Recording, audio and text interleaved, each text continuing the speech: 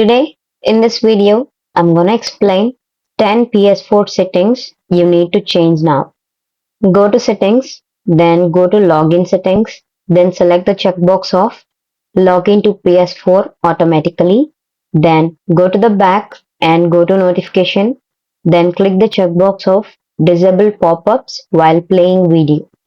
Another tip is go to devices, then go to controller, then go to brightness of DualShock 4 light bar, then select it to dim.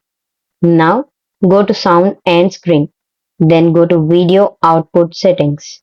Then select the resolution to automatic, then select the RGB to full. Then go to back and click on sharing and broadcast. Change the share button control type to easy. Then click on length of video clip, then change it to 30 seconds. Now go to screenshot settings, then change the image format to PNG.